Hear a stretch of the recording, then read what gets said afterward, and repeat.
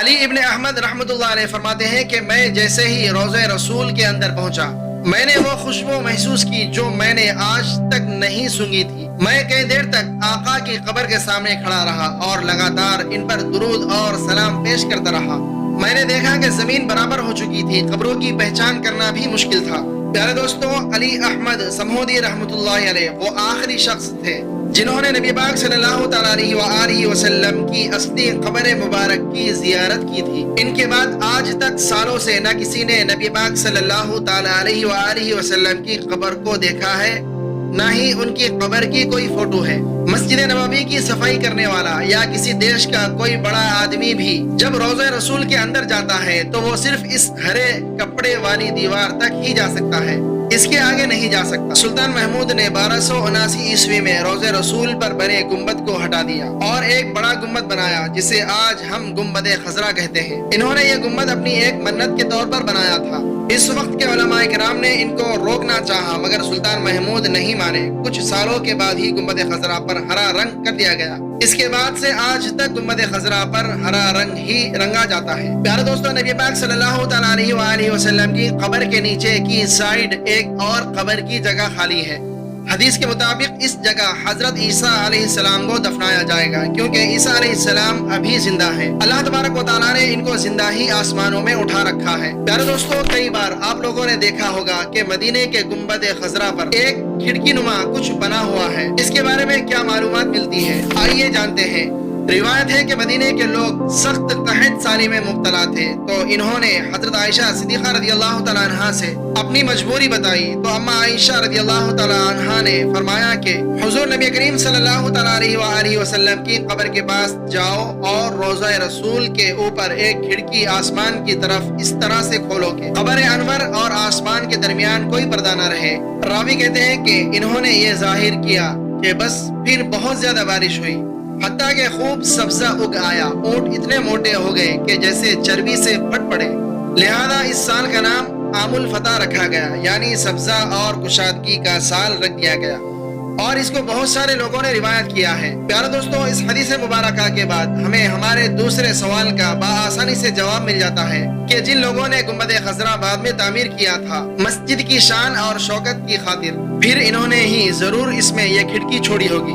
لیکن پیارے دوستو، دوسری طرف بہت سے لوگ ان روایات کا انکار کرتے ہیں کہ یہ ضعیف روایت ہے، اور وہ کیوں ان روایات کا انکار کرتے ہیں اس پر بھی ہم بات کرتے ہیں کہ کن وجوہات کی بنا پر ان روایات کا انکار کرتے ہیں۔ پیارے دوستو، کچھ لوگوں کا یہ خیال ہے کہ قبر رسول صلی اللہ تعالیٰ علیہ وآلہ وسلم پر موجود گنبد خضرا پر جو کھڑکی ہے وہ حضرت عائشہ رضی اللہ تعالیٰ عنہا کے کہنے پر صحابہ کرام نے اس وقت کھولی تھی جب ایک دفعہ مدینے میں قحط پڑ گیا تھا۔ اس روایت کے انکار میں بھی مختلف وجوہات اور مختلف روایتیں ملتی ہیں، یعنی دوسرے راوی یہ بات کہتے ہیں، اور تاریخی حوالے سے ثابت ہے حضرت عائشہ صدیقہ رضی اللہ تعالیٰ عنہا کی زندگی میں حجرہ عائشہ کے پاس جس میں نبی پاک صلی اللہ تعالیٰ علیہ وآلہ وسلم کی قبر مبارک تھی، وہ اپنے اسی حالت میں برقرار رہے جس طرح سے نبی کریم صلی اللہ تعالیٰ علیہ وآلہ وسلم کے زمانے میں تھی، یعنی کچھ حصے پر چھت لگی ہوئی اور کچھ حصہ بغیر چھت کے کھلا تھا۔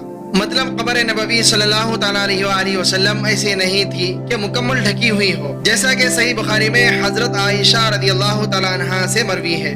آپ صلی اللہ تعالیٰ علیہ وآلہ وسلم جب عصر کی نماز پڑھتے تو اس وقت حجرے میں دھوپ رہی ہوتی تھی، اور یہ بات ثابت نہیں کہ آپ کے بعد حضرت عائشہ رضی اللہ تعالیٰ عنہا کی زندگی میں کوئی ایسی تبدیلی کی گئی ہو جس کی وجہ سے قبر مبارک ڈھک گئی ہو، لہذا اس میں سوراخ بنانے کا سوال ہی پیدا نہیں ہوتا۔ حجرہ عائشہ رضی اللہ تعالیٰ عنہا کو ولید بن عبد الملک نے اپنے دور خلافت میں مسجد میں شامل کیا۔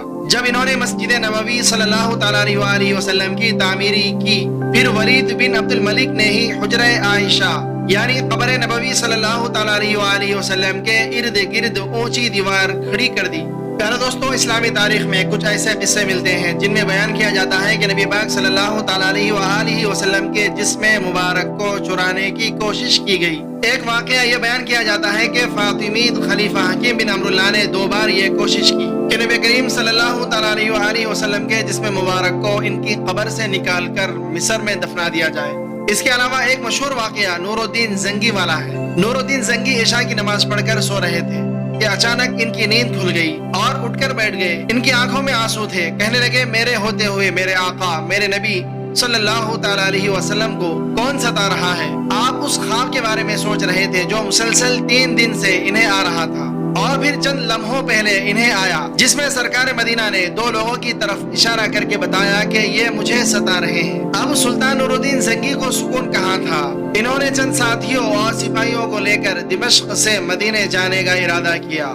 اس وقت دمشق سے مدینے کا راستہ 20 سے 25 دن کا تھا، مگر آپ نے بغیر آرام کیے یہ راستہ 17 دن میں طے کر لیا۔ مدینہ پہنچ کر آپ نے مدینہ آنے والے اور جانے والے تمام راستے بند کروا دیے، خاص اور عام کو اپنے پاس آنے کی دعوت دی۔ اب لوگ آ رہے تھے اور جا رہے تھے، آپ صرف ان کے چہرے کو دیکھتے، مگر آپ کو ان لوگوں کے چہرے نظر نہیں آئے۔ اب سلطان کو فکر ہو گئی اور آپ نے مدینے کے حاکم سے فرمایا کہ کیا کوئی ایسا ہے جو اس دعوت میں شریک نہ ہوا ہو؟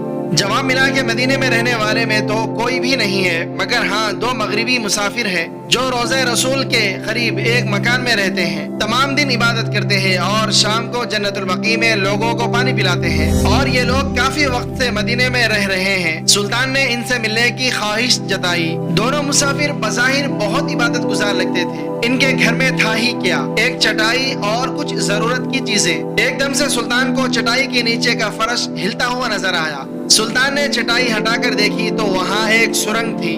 آپ نے سپاہی کو سرنگ میں اترنے کا حکم دیا، وہ سرنگ میں داخل ہوئے اور واپس آ کر بتایا کہ یہ سرنگ نبی پاک صلی اللہ تعالی علیہ وآلہ وسلم کی قبر مبارک کی طرف جاتی ہے۔ یہ سن کر سلطان کے چہرے پر غصہ اور غضب کی کیفیت طاری ہو گئی۔ آپ نے دونوں مسافروں سے پوچھا کہ سچ بتاؤ تم لوگ کون ہو؟ کافی پوچھنے کے بعد انہوں نے بتایا کہ وہ نصرانی یعنی عیسائی ہے اور اپنی قوم کی طرف سے تمہارے پیغمبر کے جسم اطہر کو چوری کرنے کے لیے بھیجے گئے ہیں۔ سلطان نور الدین زنگی یہ سن کر رونے لگے اور اسی وقت دونوں کی گردنیں اڑا دی۔ سلطان روتے جاتے اور کہتے جاتے کہ میرا نصیب کہ پوری دنیا میں اس خدمت کے لیے اس غلام کو چنا گیا۔ اس ناپاک سازش کے بعد ضروری تھا کہ ایسی تمام سازشوں کو ہمیشہ کے لیے ختم کر دیا جائے۔ سلطان نور الدین زنگی نے انجینئر بلائے، قبر مبارک کے چاروں طرف خندق کھودنے کا حکم دیا، یہاں تک کہ پانی نکل آیا۔ سلطان کے حکم سے وہاں پر بڑی کھائی بنا دی گئی اور اس میں پگھلا ہوا شیشہ بھر دیا گیا۔ شیشے کی خندق اور کھائی آج بھی روضہ رسول صلی اللہ تعالی علیہ وآلہ وسلم کے گرد میں موجود ہے۔ پیارے دوستو، ہجرت کے بعد رسول اللہ صلی اللہ تعالی علیہ وآلہ وسلم نے سب سے پہلے ایک مسجد کی تعمیر فرمائی، جس کو آج مسجد نبوی صلی اللہ تعالی علیہ وآلہ وسلم کے نام سے جانا جاتا ہے۔ اس کے لیے وہی جگہ منتخب کی گئی تھی جہاں حضور صلی اللہ تعالی علیہ وآلہ وسلم کی اونٹنی بیٹھی تھی۔ یہ زمین 2 یتیم بچوں کی تھی جس کو آپ صلی اللہ تعالی علیہ وآلہ وسلم نے قیمت دے کر خرید لیا تھا۔ اس کی تعمیر میں صحابہ اکرام کے ساتھ ساتھ آپ بھی پتھر اٹھاتے تھے۔ صحابہ اکرام جوش میں اشعار پڑھتے تھے اور آپ بھی ان کے ساتھ آواز ملاتے اور پڑھتے، جس کا ترجمہ یہ ہے کہ اے اللہ، اصل اجرت تو آخرت کی اجرت ہے، اے اللہ انصار اور مہاجرین پر رحم فرما۔ پیارے دوستو، یہ مسجد اسلام کی سادگی کی تصویر تھی۔ اس مسجد کے 3 دروازے بنائے گئے تھے۔ دروازے کے دونوں پائے پتھر کے اور دیواریں کچی اینٹ اور گارے کی بنائی گئی تھی۔ ستون کھجور کے تنوں سے اور چھت کھجور کی شاخوں اور پتوں سے تیار کی گئی تھی۔ دونوں دیواروں کے درمیان 100 ہاتھ کی لمبائی تھی۔ یہ مسجد صرف نماز ادا کرنے کے لیے ہی نہیں بلکہ اسلامی تعلیم کے لیے ایک درس گاہ اور دعوت و تبلیغ اور دنیا کے سارے مسائل کو حل کرنے کے لیے ایک مرکز بھی تھی۔ اس کے امام اللہ تبارک و تعالیٰ کے نبی صلی اللہ تعالیٰ علیہ وآلہ وسلم اور اس کے نمازی صحابہ کرام جیسی مقدس ہستیاں تھیں۔ پیارے دوستو، ہم امید کرتے ہیں کہ آج کا یہ ویڈیو آپ کو پسند آیا ہوگا۔ اس ویڈیو کو اپنے دوستوں میں ضرور شیئر کریں تاکہ یہ ویڈیو ہر مسلمان تک پہنچ جائے۔ ہم ملتے ہیں اگلی ویڈیو میں، تب تک کے لیے السلام علیکم۔